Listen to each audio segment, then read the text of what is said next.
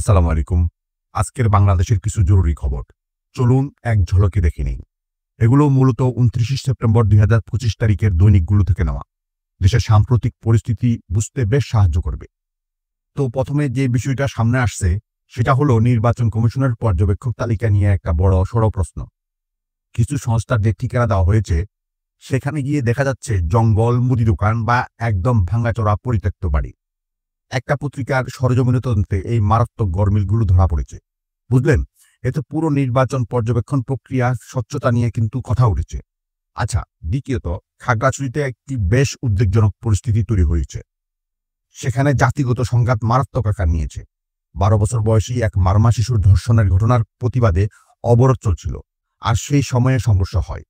এতে মারমা সম্প্রদায়ের অন্তত ৩ জন মারা গেছেন। নিরাপত্তা বাহিনীর সদস্য সহ আরো অনেকে আহত হয়েছেন। শুধু তাই না, গুইমারা উপজেলায় প্রায় ১০০টি দোকানপাট, বাড়িঘর, এমনকি যানবাহনও আগুন দেওয়া ঘটনা ঘটেছে। পরিস্থিতি আসলেই থমথমে। সবশেষে আসি দেশের জনস্বাস্থ্য নিয়ে। দেখুন, হৃদরোগ পরিস্থিতিটা কিন্তু খুবই উদ্বেগজনক পর্যায়ে চলে গেছে।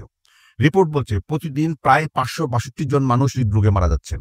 ভাবুন একবার, ঢাকার জাতীয় হৃদরোগ ইনস্টিটিউট তো অতিরিক্ত রোগীর চাপে রীতিমতো হিমশিম খাচ্ছে। এর মধ্যে আবার শোনা যাচ্ছে তহবিল সংকটের কারণে দেশ জুড়ে উচ্চ রক্তচাপ নিয়ন্ত্রণের যে সরকারি ওষুধ দেওয়া হয় সেটাও নাকি বন্ধ হয়ে যাওয়ার ঝুঁকিতে আছে। এটা কিন্তু একটা বিরাট চিন্তার বিষয়। সংক্ষেপে বললে আজকের খবরে মূলত এই বিষয়গুলো উঠে এসেছে: নির্বাচন প্রক্রিয়ার স্বচ্ছতা নিয়ে প্রশ্ন, পার্বত্য চট্টগ্রামে জাতিগত সংঘাত, আর দেশ জুড়ে গুরুতর জনস্বাস্থ্য সংকট। ধন্যবাদ।